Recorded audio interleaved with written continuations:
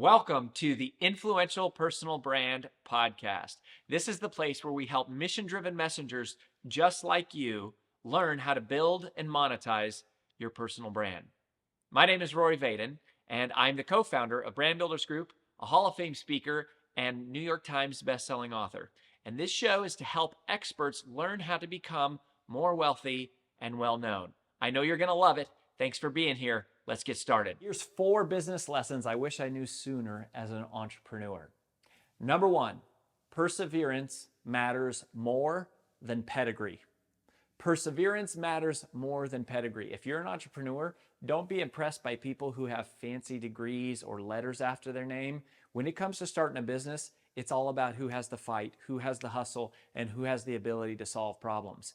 Too early and too often in my career, I surrendered to people just because they were older than me, or I thought they were smarter than me because they had more experience. It's nothing like what it means to be an entrepreneur. When you're starting something out of nothing, what matters is not the size of the dog in the fight, the size of fight in the dog. Number 2, when it comes to starting a great company, most of it comes down to 3 things: sales, systems, and superstars.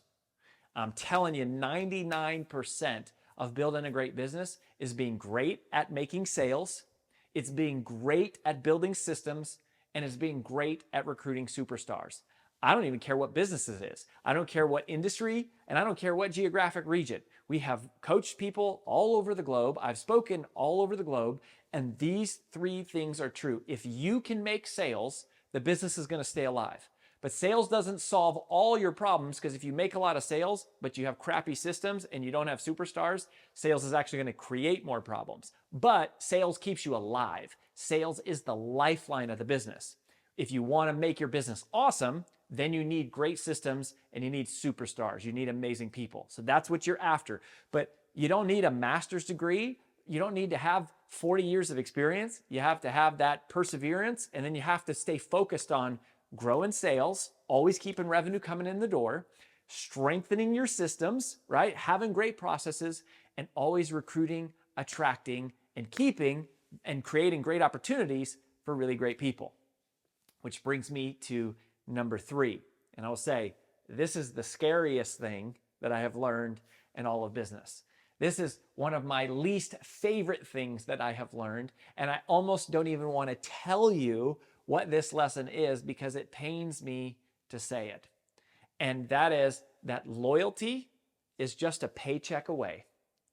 Loyalty is just a paycheck away. I heard that early in my career, and when I first heard it, I rejected it, and I thought, no, like that's not it. And it's certainly not that for everybody. Some people are loyal because they're loyal. Some people really believe in the mission. Some people really believe in the company.